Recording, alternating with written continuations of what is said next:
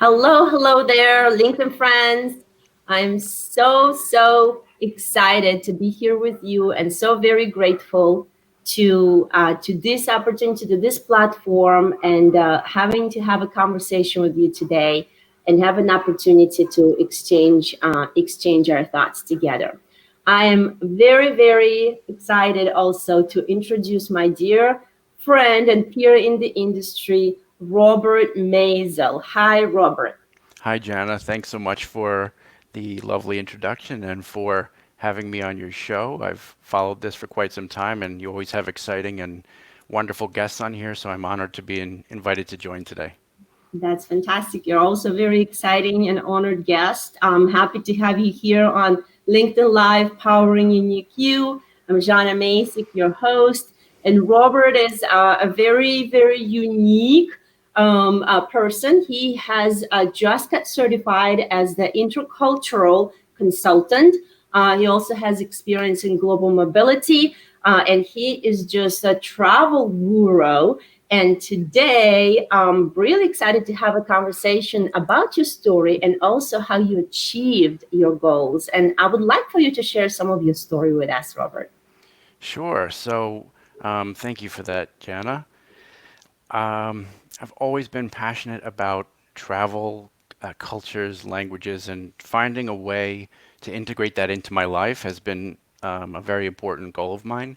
So I've found ways to do that both professionally and personally through a lot of extended trips on my own and with other people, but predominantly on my own. And professionally by getting myself involved in both the global mobility and intercultural worlds.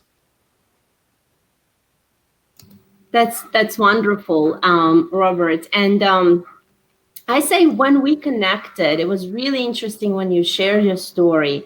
Is that from I would say from the early age and from the time where you graduated college, you actually had a dream to travel the world. You've been in many countries, and what I really was fascinated about how you were persistent and how you were able to structure your life and structure your choices and how you were able to position yourself in a way to achieve that goal that many people aspire to do for you even in such an early age. And this really intrigued me, and I was interested to learn your processes, your systems, your strategies, and this is what I would like for you to share with our audience today. And before we do this, I know we have a couple people joining in on LinkedIn. If you're joining in, please say hi, give some hearts and applause to Robert, and also share it on your page. I believe the topic and the discussion and the points that we're going to cover today really can help anyone. So, Robert, I would like for you to share your first step, which I know has three type of underlining tips or three type of underlining understeps in there. So what is the first one and how does it go one by one? Sure. So the first step really is to gain control of your finances, because as much as we have all these goals and dreams, the reality of it is that almost not always, but the majority of times, you're going to need a financial backbone to be able to effectively accomplish them. And yes, and Jana, as you mentioned, there are three sort of sub points to that. Would you like me to touch upon the first? I say financially is the most challenging aspect because of the mindset of the society is that you can go and spend on things and then have pleasures or have things and then try to pay it off. And what really intrigued me in your situation that you didn't go that route. You were actually very careful in saving up for what you wanted to achieve. And yes, I would love for you to dive in the first step. Sure. The first sort of sub point of number one about finances is really that hard work pays off. So that means working hard at a job, saving your money, doing whatever you need to do in order to save enough and budget for whatever it is that you want to accomplish. I have a special personal story to share about this one. Uh, now, when I was in high school, Come graduation time, uh, I was presented with, gifts from various people, and I was presented with a particularly special one from my mom. And I can still remember sort of the day receiving this gift, and you open it up, and you think it's going to be, well, you don't really know, but some parents give money and these things. It was it was a huge surprise. It was all the money that I had paid her throughout my entire high school uh, experience for various things, car insurance payments, and whatever else I had worked that was being paid to her, and she would pay the company. And I was just sort of I was in awe, and they were in original envelopes, notes, and everything, and it's just how powerful because and what that showed me was really what she was trying to show me, and I think she accomplished big time in doing this, was that hard work pays off. Look at all the hard work you've done, and all the money I thought I was giving away to different payments actually ended up coming back in the long run. And I think that happens to different capacities to people when they work hard. Not everyone has the fortunate to have the situation that I had with my mom, but it was very powerful.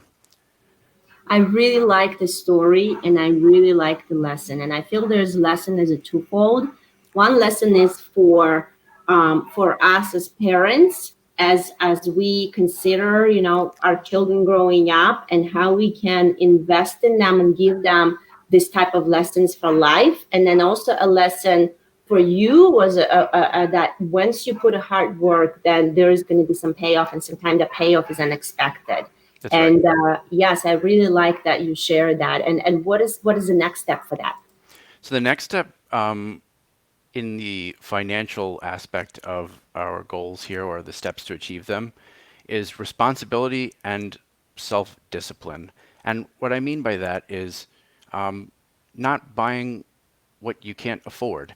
It sounds simple, but it's something that a lot of people do. They buy things they can't afford, and then what happens? They go into debt, right? So it's a matter of, right, not spending on what you know you can't, um, and paying off the debt if you're in it, um, hopefully staying out of it if you're not in it, and saving.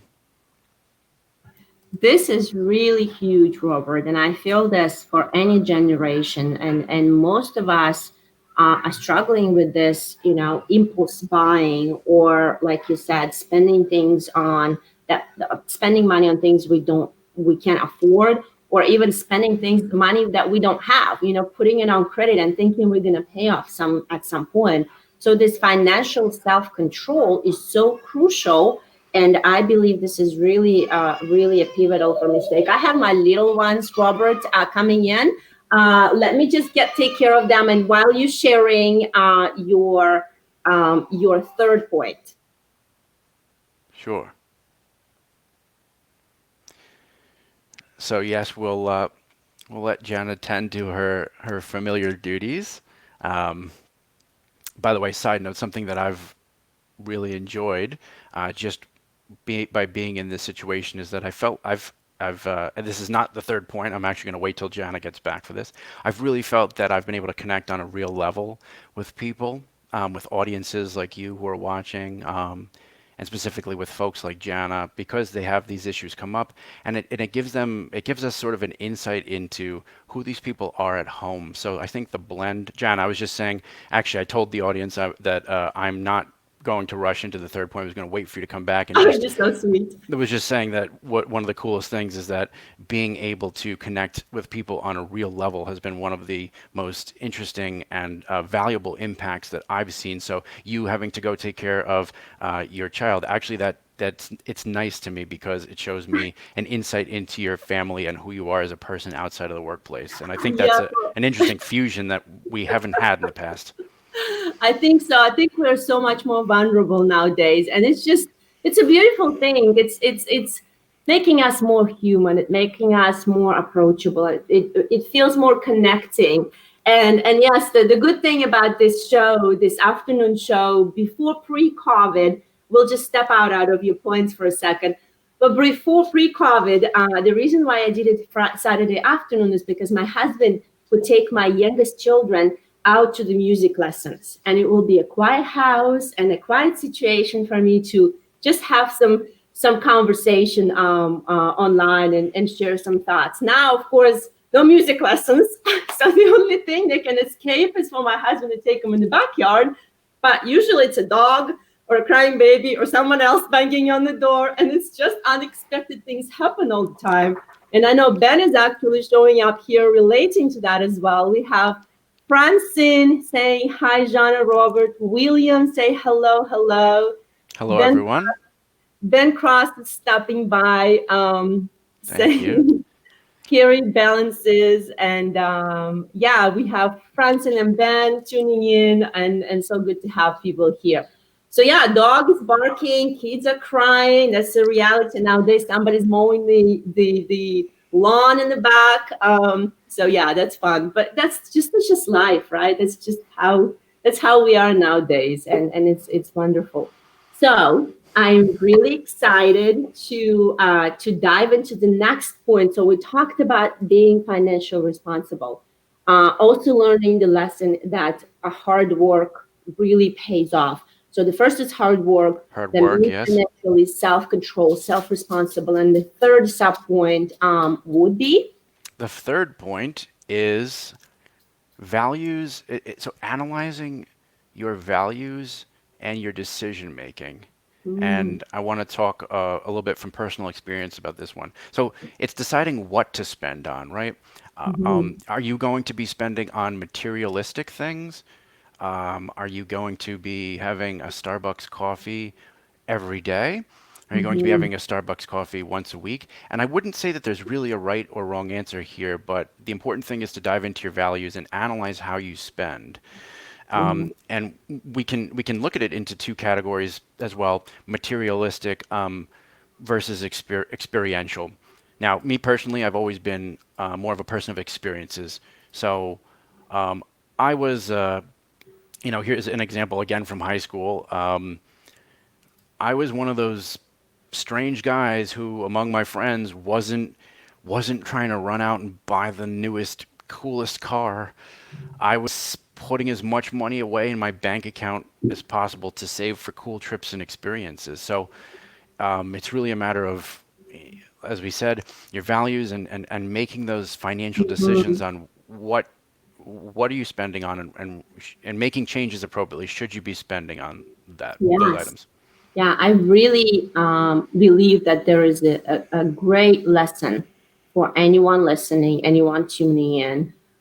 Even, and what I admire in you, I can say very authentically, what I admire in you, Robert, that you've received that. I feel that your parents have instilled that wisdom into you, and you also received that evaluation of what's important to you at an early age.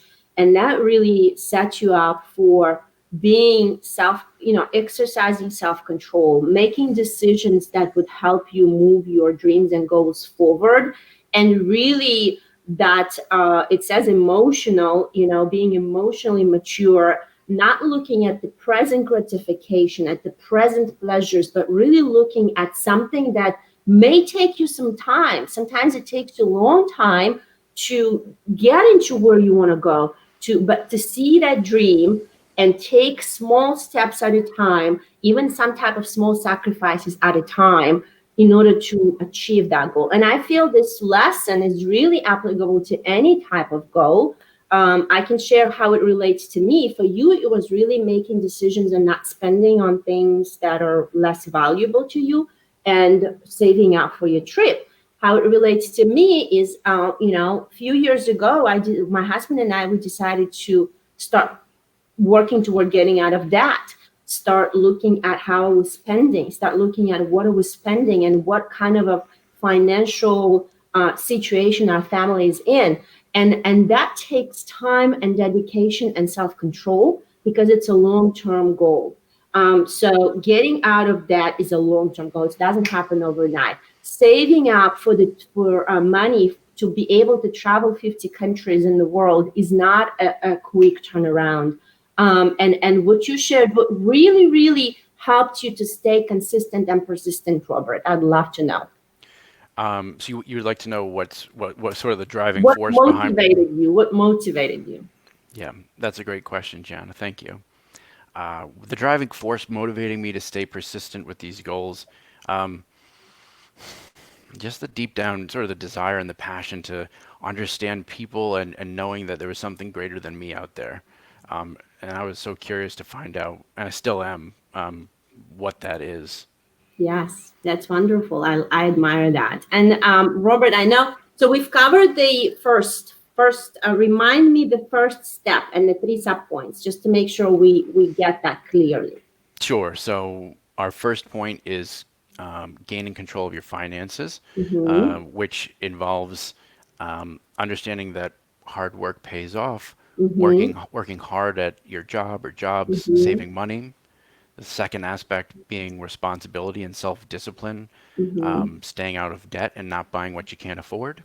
Mm-hmm. And the third being focusing in, doing a deep dive on your values and understanding your decision making, tweaking if necessary to make sure that what you're spending on is what you're spending on and what you're deciding not to spend on is Mm-hmm. helping you get to where you want to go. Helping you achieve your goal. I like that. So this is just the first point, and so much in there. So I want you to give applause to Robert for sharing his experiences and some wisdom at such an early age. It is admirable. I feel like I'm learning from you so much, Robert. So second step.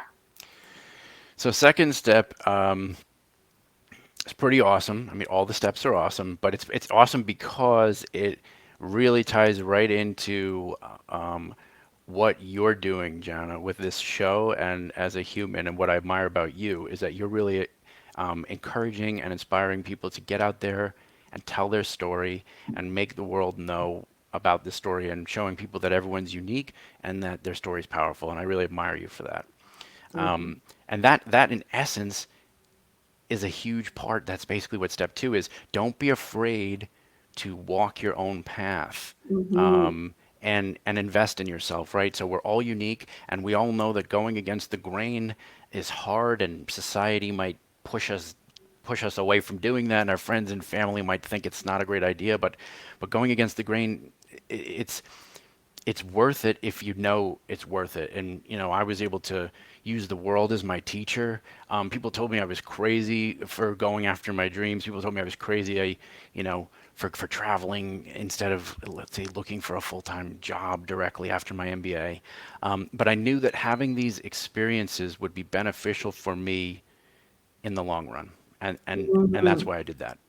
Yes. So I like that. Second point is really good because when you have a dream and when you have a goal, just like you said, that may not be as molded into society views or some of your family views or maybe your friends or whatnot, and you going and stepping out and reaching for the dream, reaching for the goal. Some people may ridicule you. Some people may say, "What are you doing? Just be safe. Just be comfortable. Come watch Netflix or come spend on this. Come spend on that." And it takes that perseverance and it takes the desire to achieve your dream and say no to some of the naysayers that try to distract you from that. So this is really important because that also I feel sometimes negative feedback or somebody's trying to prevent you from stepping forward can in a way give you doubt and can in a way affect you. And it takes I think courage also to stand and say, I appreciate your opinion, well, thank you for sharing it with me, but I'm going after my dream. And it looks like you've done it exactly that, right? So you Well, just said no to naysayers and went on. yeah, and I would say to your point, it actually feels like the majority of the world is standing in front of you a lot of times. And even your closest friends and family do it, and they don't mean to, and they're well intentioned. And I'm absolutely not saying to ignore them because they have valuable insights, and they have questions that when they challenge you, they're asking things that you should and probably need to be considering. But at the Mm-hmm. end of the day, if you do decide like me, you know what, I'm going to do something crazy anyway because it's going to be awesome and it's going to benefit me in the long run, then you thank them for their questions and their feedback, and you let them know you're on your way. I love it. I like it. I like it so much. I want to say we have a couple comments here before we dive into the last point, which I Sure. think is going to be awesome as the previous ones. So Ben is telling me never trust the husband. Ben, I have no option. I have to trust him. He's my only one that I have to trust with our family needs and my children running around and the dog and all the animals in the house. Francine saying, were there tools that you were helped that helped you stay on track along the way? So maybe you can answer that question before we dive into the third point. So she's saying, were there any tools that helped you stay on track along the way? Francine, that's a great question. I think going back to steps, the steps here, like making sure to have the finances in Mm-hmm. line, and making sure to remember. I think one of the biggest helpful tools to keep me on track was remembering the motivation and the reason why Mm-hmm. I was doing this.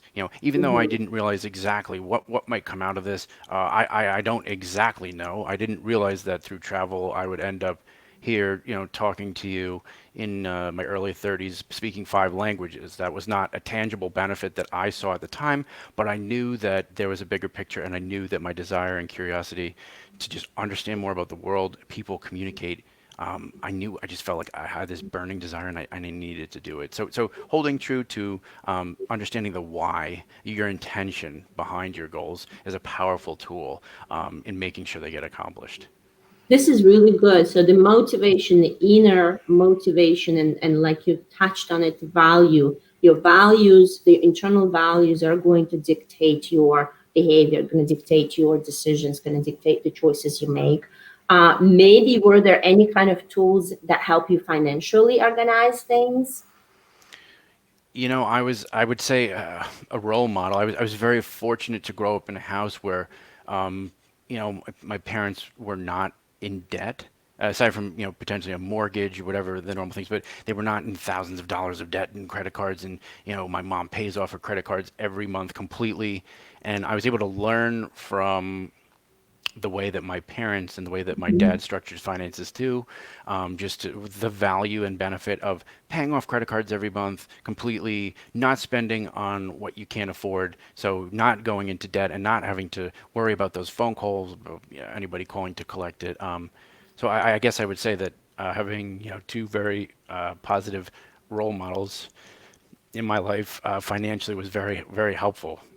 Yeah, it's admirable. And I feel for all of us parents that are raising children, that's something of an aspiration to definitely be an example, because just to reflect to what you're saying, as adult now making choices, even, after, while you were studying, while you were in college and after you graduated, that example that your parents gave you with the being financial responsible, making healthy decisions for themselves, for the family, with your mom being able to save up that money that you've given her for rent over the period of years, and then gave you the boost of credibility, that financial support, and realizing that that really is a great foundation. That's a great foundation. And I think for us as parents, it is a time to say it's not late. It's not late to turn that destiny around and start working toward those healthy habits. And while we're working on them ourselves, we can help our children to also change their destiny and don't wake up at 25 with a millions, thousands of dollars of debt. So this is really, really good. And we have a couple more comments before we dive into the third one. We have William Sure. saying, yes, having a monthly budget is necessary. And Francine saying, your way was motivation. Did you use a vision board or a journal, or continue doing research consistently? So, how did you fuel your motivation to keep going for your long term goal? That's a great question. One of my sisters actually did get me a travel journal, which I used initially, and then said, "Hey, everybody's asking the same questions. I need to get this information out into the world." So I started a blog so that everybody could go to the same place. For anyone who doesn't know, just www.robmaisel.com. There's Rob's blog that talks about ideas in life, and the travel blog that details all the travel. So I found value in putting all of that information in one spot. The vision board. I never did a vision board, but I definitely did. I did work with, yeah, with getting that information into one spot. Yes, that's awesome. That's awesome. And cannot wait for the third amazing step that's going to help you achieve your goals. Okay, so Go through it. this is a big one, guys. Listen up. This is important. The time is now. Take action. Now, of course, I understand that we are in COVID, so we are not. I am not suggesting that anybody go out and try to get on an airplane right now that's not going to let you on board. Okay, that's not an effective strategy. What I'm saying here is, if your goals travel, now it's time to start planning it. So taking actionable steps and doing something now about it, doing what you can, and not Mhm. putting things off. And the reason that I say this is because we never know. We really never know what tomorrow brings. We don't know if our health is going to stay good. We never know what kind of an accident we could get into. God forbid, a sick family member or a friend. And I've just having, I think, personally experienced that a lot in my life. Loss of friends and family at a relatively young age. I just saw the need to act with intention and Mhm. integrity, and to act now. And Jan, I'd like to just give an interesting point about that. Yeah. There was a powerful article that I read recently Mhm. by a gal named Bronnie Ware, Mhm. and she's an Australian nurse. She's a palliative care nurse and a counselor. So he's working with people on hospice care, very close to the end of their lives. And this article was published on her blog. It was in American Reuters, HuffPost, The Guardian, a lot of these big publications. So I thought to myself, I should read this. There's probably value in here. And it's a Mhm. subject that we don't always love. It's not rosy and it's not sweet. We don't like to think about death, but it's a Yeah. real thing that we have to think about. And so her experience from working with all of these folks that were very close to the end of their lives was talking, she talked through their top five regrets. And I think Mhm. understanding that is very valuable for people who are not that far along in life. And the number one regret that people had in life was not pursuing their dreams and aspirations and living the life others expected them to live. Let me say that again. Say it again. Not pursuing their dreams and aspirations and living the life others wanted to live instead was the number one regret of the dying. Now you're So giving me some shivers, Robert. You're giving me some I'm giving shivers. myself shivers actually, but Yeah. I hope the audience can appreciate that I'm being real with you right now, and that it had a significant impact. Reading this had a significant impact on me because if we are lucky enough to gain this knowledge from people decades ahead of us and Mhm. understand how they're feeling now, let's take every step, every actionable thought and step possible to not feel like that later in life. Wow, this is really powerful. I almost feel like we need to pause for a minute. I want everybody watching just to pause for a minute, honor the ones that maybe we have just lost recently. There's a lot of people that have been affected by the COVID, and a lot Yes. of people have lost their loved ones.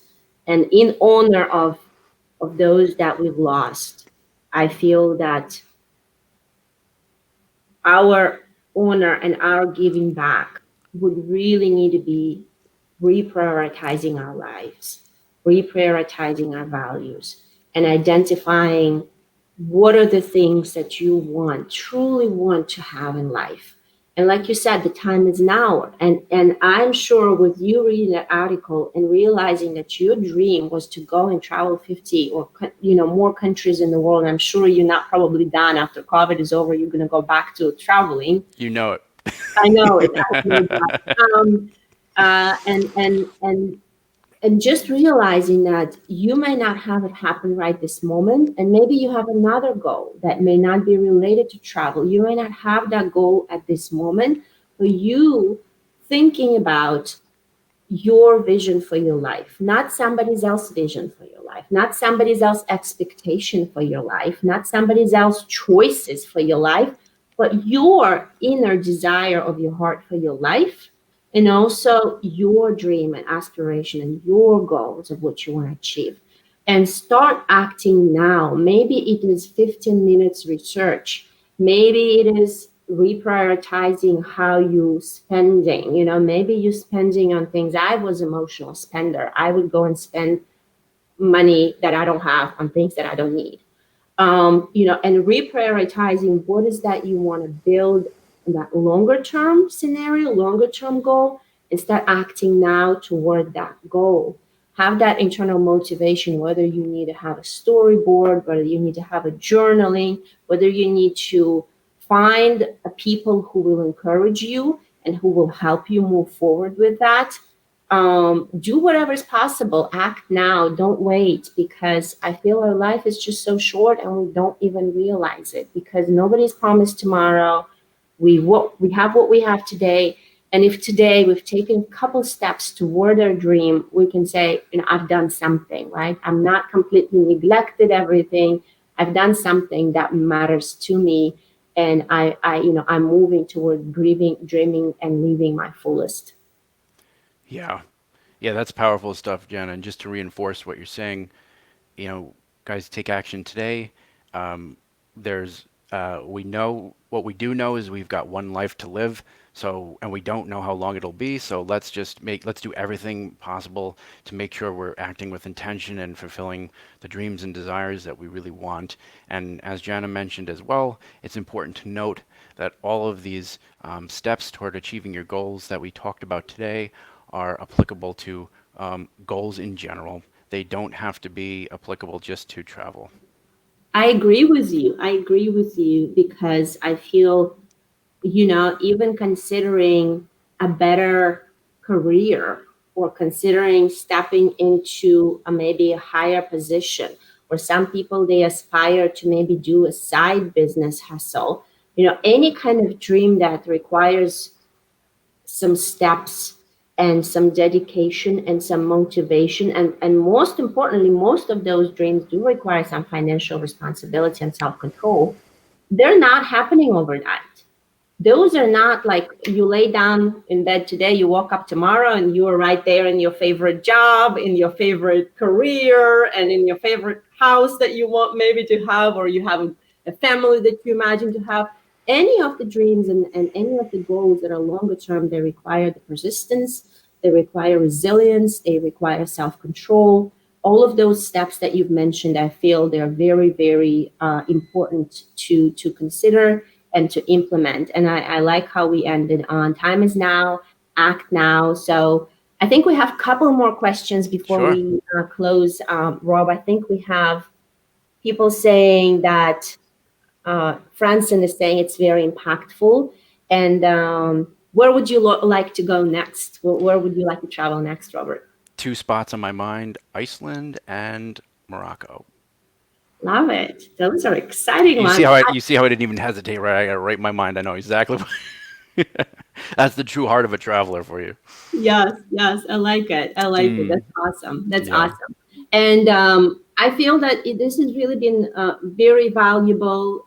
I hope it has been valuable to you. It's definitely been valuable to me, Robert. Thank you for sharing your strategies, your steps, and being an example to show all of us that when you have the right secret sauce, when you have the right motivation, when you have the right steps and you follow them consistently, you can and will achieve your long term goals. Anything you would like to add before we close, Robert? Uh, Thank you so much, Jana, for having me. And as a final parting thought, just want to leave you with this. Um, think about your dreams, your aspirations, your goals, um, uh, and don't leave it at that.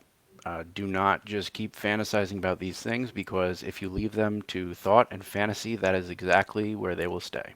So instead, think about them, hammer them out, figure out actionable ways to accomplish them, and take action, and they will happen.